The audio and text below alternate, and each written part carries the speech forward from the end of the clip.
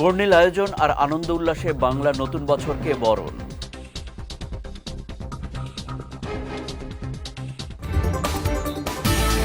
কৃষককে আত্মনির্ভর ও সচ্ছল করে তোলা সরকারের লক্ষ্য, জানালেন প্রধানমন্ত্রী।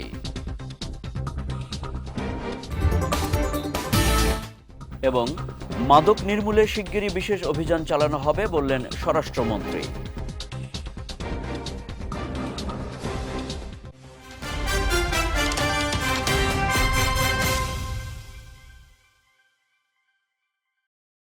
আসসালামু আলাইকুম।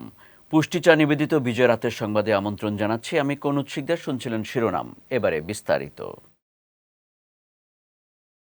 আজ বাংলার নতুন বছরের প্রথম দিন।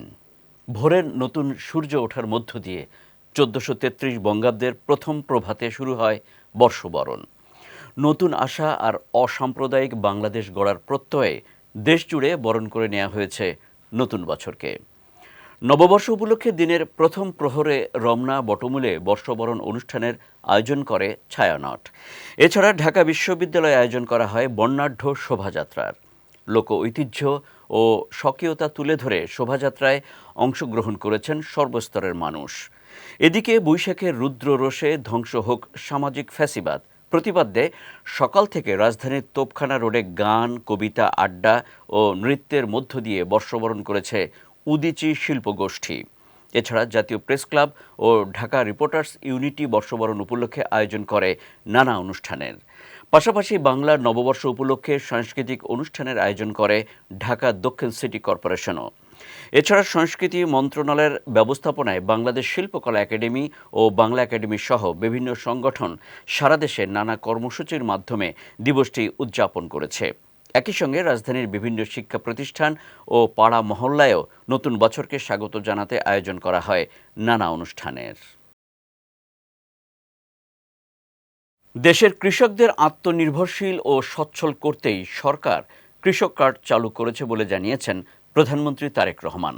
দুপুরে টাঙ্গাইলের শহীদ মারুফ স্টেডিয়ামে কৃষক কার্ড কর্মসূচির আনুষ্ঠানিক উদ্বোধন করে তিনি এই মন্তব্য করেন। বলেন, বর্তমান নির্বাচিত সরকারের লক্ষ্যই হচ্ছে কৃষককে আত্মনির্ভরশীল ও সচ্ছল হিসেবে গড়ে তোলা। সেজন্যই এই কৃষক কার্ড দেয়া হচ্ছে। প্রধানমন্ত্রী আরও বলেন, আগামী 5 বছরে 2,75,00,000 কৃষককে কৃষক কার্ড দেয়া হবে। নির্বাচনের আগে প্রতিশ্রুতির মধ্যে এটি অন্যতম। এছাড়া প্রথম সপ্তাহে 10,000 টাকা পর্যন্ত কৃষি ঋণ মওকুফ করা হয়েছে। 12 লাখ কৃষক এই সুবিধা পেয়েছেন। তারেক রহমান বলেন, বিএনপি যতবার সরকার পরিচালনার দায়িত্ব পেয়েছে ততবারই কৃষকের পাশে দাঁড়ানোর চেষ্টা করেছে। এ সময় দেশকে নিরাপদ ও বাসযোগ্য করার লক্ষ্য অর্জন করতে সরকার জনগণকে সঙ্গে নিয়ে সামনে অগ্রসর হতে চায় বলেও মন্তব্য করেন প্রধানমন্ত্রী। যে সকল অঞ্চল, উত্তর অঞ্চল সহ টাঙ্গাইল সহ বাংলাদেশের যে সকল অঞ্চল কৃষি নির্ভরশীল এলাকা, সেই সকল অঞ্চলে কৃষি পণ্য উৎপাদন করলেই হলো না, সেই সকল অঞ্চলে কিভাবে কৃষি পণ্যের সাথে সম্পর্কিত যে সকল কল কারখানা আছে সেগুলো যাতে প্রতিষ্ঠিত করা যায়, যাতে কৃষক তার পণ্যের মূল্য আরো বেশি পেতে পারে, যাতে করে আমাদের কৃষিজাত পণ্য এগুলো যাতে বিদেশে আমরা রপ্তানি করতে পারি, সেই জন্য আমরা পদক্ষেপ গ্রহণ করব। এই বাংলাদেশে একমাত্র বিএনপি সরকার যতবার এই দেশ পরিচালনার সুযোগ পেয়েছে এবং পর্যায়ক্রমিক ভাবে আগামী 5 বছরের ভিতরে আমরা বাংলাদেশের চেষ্টা করব সকল নারী প্রধান পরিবারের কাছে এই কার্ডের সুবিধা পৌঁছে দেওয়ার জন্য, এই কার্ডটি পৌঁছে দেওয়ার জন্য। অর্থাৎ এই সরকার জনগণের সরকার। মাদক নির্মূলে খুব শিগগিরই বিশেষ অভিযান পরিচালনার কথা জানিয়েছেন স্বরাষ্ট্রমন্ত্রী সালাউদ্দিন আহমদ।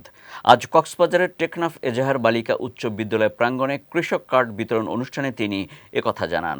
বলেন, এ বিষয়ে আইনশৃঙ্খলা বাহিনী তাদের নির্ধারিত দায়িত্ব যথাযথভাবে পালন করবে।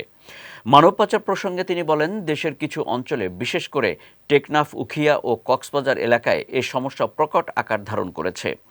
মানব পাচার রোধে ইতিমধ্যে আইনশৃঙ্খলা বাহিনীকে নির্দেশনা দেওয়া হয়েছে। জিরো টলারেন্স নীতি সামনে রেখে সংশ্লিষ্ট সব পয়েন্টে কঠোর নজরদারি ও সুসংগঠিত অভিযান পরিচালনার মাধ্যমে এই অপরাধ দমন করা হবে বলেও জানান স্বরাষ্ট্রমন্ত্রী। এ সময় কক্সবাজার 4 আসনের সংসদ সদস্য শাহজাহান চৌধুরী, কক্সবাজার 3 আসনের সংসদ সদস্য লুৎফুর রহমান কাজল সহ অনেকে উপস্থিত ছিলেন। আপনারা সবাই সামাজিক সচেতনতা শুরু করেন, আইনশৃঙ্খলা বাহিনী তার নির্ধারিত কাজ করবে। ইনশাআল্লাহ বাংলাদেশ যাতে মাদক মুক্ত হয় সেজন্য আমরা অতি শিগগির এই বিষয়ে অভিযান পরিচালনা করব। বাংলাদেশে এই কয়েকটি অঞ্চল আছে যেখানে মানব পাচারের বিষয়টা চলে এসছে সামনে, তার মধ্যে টেকনাফ, উখিয়া, কক্সবাজার এগুলো আছে। মানব পাচার রোধ করার জন্য ইতিমধ্যে আমরা আইন শৃঙ্খলা বাহিনীকে আমাদের নির্দেশনা দিয়েছি যে সমস্ত পয়েন্টে এগুলো হয় এবং যেখানে যেখানে যায় সে সমস্ত বিষয়গুলো তারা পরীক্ষা নিরীক্ষা করে একদম অর্গানাইজড ওয়েতে খুব সুশৃঙ্খলভাবে তারা নামবে। বিএনপি নেতৃত্বাধীন নির্বাচিত সরকার কৃষি ও কৃষককে দেশের অর্থনীতির মূল কেন্দ্রবিন্দুতে পরিণত করেছে বলে মন্তব্য করেছেন তথ্য ও সম্প্রচার মন্ত্রী জহিরুদ্দিন স্বপন। তিনি জানান, কৃষি ও কৃষকরাই দেশের অর্থনীতির মূল চালিকা শক্তি। সকালে ঢাকা রিপোর্টার্স ইউনিটি প্রাঙ্গণে আয়োজিত পয়লা বৈশাখ ও নববর্ষ উদযাপন উপলক্ষে আয়োজিত এক র্যালি অনুষ্ঠানে প্রধান অতিথির বক্তব্যে তিনি একথা বলেন। পয়লা বৈশাখ উপলক্ষে সাংবাদিক সমাজ ও দেশবাসীকে নববর্ষের শুভেচ্ছা জানিয়ে মন্ত্রী বলেন, দেশনায়ক তারেক রহমানের নেতৃত্বে জনগণের ভোটে নির্বাচিত এই সরকার নতুন উদ্দীপনায় দেশ গড়ার কাজ শুরু করেছে। এ সময় সারা দেশে শান্তিপূর্ণ ও উৎসবমুখর পরিবেশে নববর্ষ উদযাপনকে গণতন্ত্র চর্চার স্বাভাবিক পরিবেশের প্রতিফলন হিসেবে উল্লেখ করেন তথ্যমন্ত্রী। মাননীয় প্রধানমন্ত্রী এই নববর্ষের দিনে কৃষক কার্ড বিলি করার শুভ উদ্বোধন করছেন আজকে টাঙ্গাইল থেকে। আমাদের দেশ কৃষি অর্থনীতির দেশ। সরকারের জন্য প্রধান চ্যালেঞ্জ এই পঙ্গু অর্থনীতিকে আবার নিজ পায়ে দাঁড় করানো। দেশব্যাপী যে উৎসবের মধ্য দিয়ে পয়লা বৈশাখ উদযাপিত হচ্ছে তা প্রমাণ করে দেশে একটা মুক্ত পরিবেশ তৈরি হয়েছে। বগুড়াকে শিক্ষানগরী হিসেবে গড়ে তোলার ক্ষেত্রে সরকারের পরিকল্পনা রয়েছে বলে জানিয়েছেন শিক্ষামন্ত্রী আ.ন.ম এহসানুল হক মিলন। দুপুরে শিবগঞ্জ উপজেলায় কৃষক কার্ড বিতরণের অনুষ্ঠানে প্রধান অতিথির বক্তব্যে তিনি একথা জানান। বলেন, নির্বাচনের আগে দেয়া প্রতিশ্রুতির বাস্তবায়নে প্রান্তিক কৃষকদের মাঝে কৃষক কার্ড বিতরণ শুরু করেছে বিএনপি। বাংলা নববর্ষের প্রথম দিনে দেশের বিভিন্ন জেলায় পাশাপাশি বগুড়ার শিবগঞ্জ উপজেলায় এই কর্মসূচি পালন করা হয়েছে। উপজেলায় উথুলি উচ্চ বিদ্যালয় মাঠে আয়োজিত অনুষ্ঠানে ৩,১৪৭ জন কৃষকের মাঝে কৃষক কার্ড বিতরণ করা হয়। এতে বিশেষ অতিথি ছিলেন জনপ্রশাসন ও খাদ্য প্রতিমন্ত্রী আব্দুল বারী। সভাপতিত্ব করেন স্থানীয় সরকার, পল্লী উন্নয়ন ও সমবায় প্রতিমন্ত্রী মীর শাহে আলম। আপনারা এমন একটি নেতা পেয়েছেন, আর পেয়েছেন আপনারা আমাদের প্রিয় তারেক রহমানকে। আমি আজকে আপনাদের কথা দিয়ে যাচ্ছি, শাহে আলম এবং আমার প্রিয় নেতা, আমাদের প্রধানমন্ত্রী জনাব তারেক রহমান, ওনার স্বপ্ন ছিল বগুড়াকে একটি শিক্ষানগরী বানানো। ইনশাল্লাহ এই শিক্ষানগরী বগুড়াকে বানানো হবে। এটাই হবে educational hub in the country. এবার পুষ্টি চিনিগুড়া চাল নিবেদিত জেলা সংবাদ।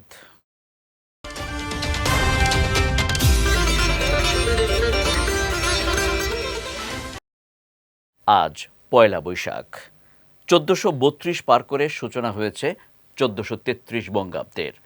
আর বাংলা নতুন বছরকে বরণ করে নিতে উৎসবে মেতে ওঠে সারা দেশ। এরই ধারাবাহিকতায় আজ বরগুনা জেলা প্রশাসনের উদ্যোগে শহরের শিমুলতলা মাঠে দিনব্যাপী নানা কর্মসূচির আয়োজন করা হয়। সূর্যোদয়ের সঙ্গে সঙ্গে প্রভাতী অনুষ্ঠানের মধ্য দিয়ে বর্ষবরণের সূচনা হয়। এরপর শিমুলতলা মঞ্চে মেলার উদ্বোধন করা হয়। পরে জেলা প্রশাসকের কার্যালয় প্রাঙ্গণ থেকে বৈশাখী শোভাযাত্রা শুরু হয়ে শহরের গুরুত্বপূর্ণ সড়ক প্রদক্ষিণ শেষে শিমুলতলা মেলা মাঠে গিয়ে শেষ হয়। এদিকে নাটোরের নানা কর্মসূচির মধ্য দিয়ে বাংলা নববর্ষ উদযাপিত হয়েছে। শহরের মহারাজা জগদীন্দ্রনাথ উচ্চ বিদ্যালয় এবং কলেজ প্রাঙ্গণ থেকে একটি শোভাযাত্রা বের হয়। এছাড়া নাটোর নবাব সিরাজউদ্দৌলা সরকারি কলেজ প্রাঙ্গণেও নানা আয়োজন করা হয়। এতে উপস্থিত ছিলেন সমাজ কল্যাণ প্রতিমন্ত্রী ফারজানা শারমিন পুতুল, জাতীয় সংসদের হুইপ এম রুহুল কুদ্দুস তালুকদার দুলু সহ অনেকে। অন্যদিকে জয়পুরহাটের শোভাযাত্রা, আলোচনা সভা ও সাংস্কৃতিক অনুষ্ঠান পরিবেশনার মাধ্যমে বাংলা নববর্ষ উদযাপিত হয়েছে। এছাড়া রাজবাড়ী, পঞ্চগড়, সাভার, মেহেরপুর, চুয়াডাঙ্গা, নরসিংদী, ঠাকুরগাঁও, বরিশাল, লক্ষ্মীপুর, ব্রাহ্মণবাড়িয়া, চাঁপাইনবাবগঞ্জ, শেরপুর, রংপুর, নওগাঁ, জামালপুর, ভোলা, মানিকগঞ্জের সাটুরিয়া, সিরাজগঞ্জের উল্লাপাড়া, যশোরের শার্শা, চাঁদপুর, পটুয়াখালীর কলাপাড়া, গাইবান্ধার সাদুল্লাপুর, কিশোরগঞ্জের ভৈরব, মানিকগঞ্জের সাটুরিয়া ও শরীয়তপুরের জাজিরা সহ সারা দেশে উৎসবমুখর পরিবেশে উদযাপিত হয়েছে বাংলা নববর্ষ। কুমিল্লার দাউদকান্দিতে একটি চাল বোঝাই ট্রাক উল্টে নিচে চাপা পড়ে ৭ জন নিহত হয়েছেন। এ ঘটনায় আহত হয়েছেন আরও ৬ জন। ভোরে দাউদকান্দি থানার হাসানপুর এলাকায় ঢাকা চট্টগ্রাম মহাসড়কের চট্টগ্রামমুখী লেনে এই দুর্ঘটনা ঘটে। পুলিশ জানায়, দিনাজপুর থেকে চট্টগ্রামগামী চাল বোঝাই একটি ট্রাক নিয়ন্ত্রণ হারিয়ে সড়কের নিচে পড়ে যায়। এ সময় ট্রাকের উপর থাকা ১৩ জন যাত্রী ট্রাকের নিচে চাপা পড়েন। এতে ঘটনাস্থলেই ৭ জনের মৃত্যু হয়। খবর পেয়ে পুলিশ ও স্থানীয়রা দ্রুত আহতদের উদ্ধার করে হাসপাতালে পাঠায়। আর নিহতদের মরদেহ দাউদকান্দি হাইওয়ে থানায় নিয়ে যাওয়া হয়। পরে ফায়ার সার্ভিসের সহযোগিতায় দুর্ঘটনা কবলিত ট্রাকটি উদ্ধার করে থানায় নিয়ে যায় পুলিশ। বিদ্যুৎ, জ্বালানি ও খনিজ সম্পদ মন্ত্রী ইকবাল হাসান মাহমুদ টুকু বলেছেন, পয়লা বৈশাখ বাঙালিদের প্রাণের উৎসব।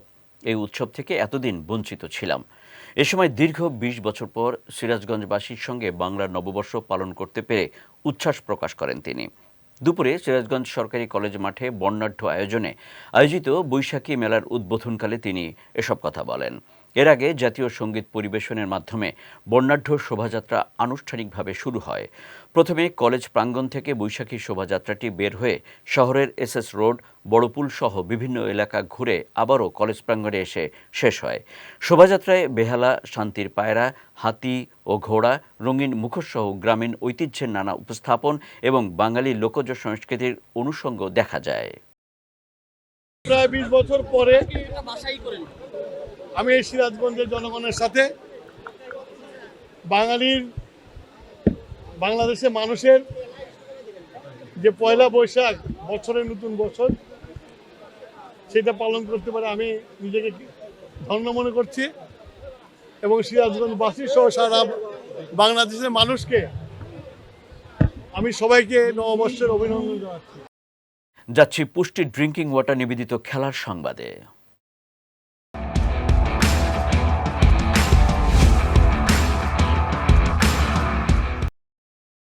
ভারতের জাতীয় দলে অভিষেক হতে যাচ্ছে বৈভব সূর্যবংশীর।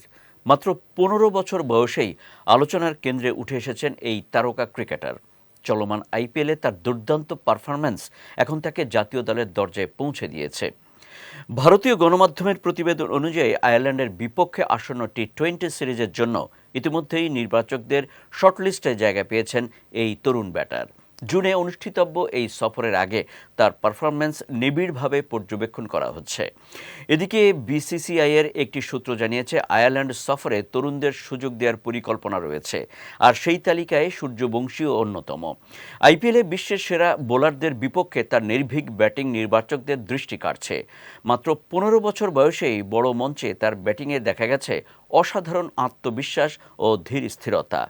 শক্তিশালী শট খেলার পাশাপাশি ম্যাচ পরিস্থিতি বুঝে খেলার পরিপক্কতাও দেখাচ্ছেন তিনি। নেইমার জুনিয়র আসন্ন ফুটবল বিশ্বকাপে ব্রাজিলের হয়ে খেলবেন, এমনটাই প্রত্যাশা করেছেন স্পেনের তরুণ তারকা ও বার্সেলোনার স্প্যানিশ উইঙ্গার লামিনে ইয়ামাল।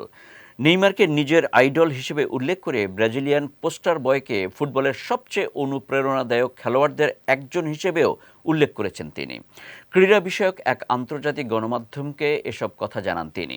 বর্তমানে সান্তোসে খেলা নেইমারকে কোচ কার্লো আনচেলোত্তি সর্বশেষ ব্রাজিল দলে না রাখলেও ইয়ামালের বিশ্বাস ৩৪ বছর বয়সী এই তারকার এখনও বিশ্বমঞ্চে পারফর্ম করার মতো গুণ ও তারকা খ্যাতি রয়েছে। ছোটবেলা থেকেই নেইমারের খেলা দেখে নিজে ফুটবলের প্রতি অনুপ্রাণিত হয়েছেন বলেও জানান এই ১৯ বছর বয়সী উইঙ্গার। এছাড়া নেইমার তার ওপর বড় প্রভাব ফেলেছিলেন বলেও জানান লামিনে ইয়ামাল। পুষ্টি চা নিবেদিত বিজয় রাতের সংবাদ শেষ করার আগে শিরোনামগুলো দেখে নিচ্ছি আরও একবার।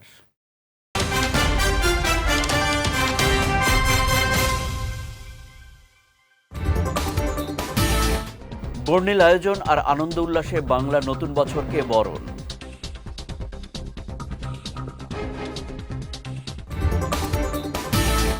কৃষককে আত্মনির্ভর ও সচ্ছল করে তোলা সরকারের লক্ষ্য, জানালেন প্রধানমন্ত্রী।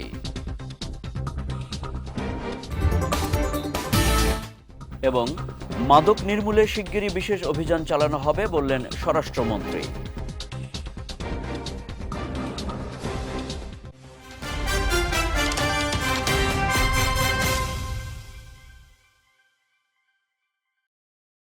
বিজয় রাতের সংবাদ শেষে আজকের মতো আমি কনুজ শিকদার আপনাদের কাছ থেকে বিদায় নিচ্ছি। আগামীকাল একই সময়ে নতুন সব খবর দেখতে চোখ রাখুন বিজয় টিভিতে। এছাড়াও আজকের বিজয় রাতের সংবাদের ভিডিও দেখতে পারেন আমাদের ইউটিউব এবং ফেসবুক পেজে। আমাদের ইউটিউব হলো youtube.com/bijaytvofficial এবং আমাদের ফেসবুক পেজ হলো facebook.com/bijaytvlimited। এতক্ষণ সঙ্গে থাকার জন্য ধন্যবাদ সবাইকে।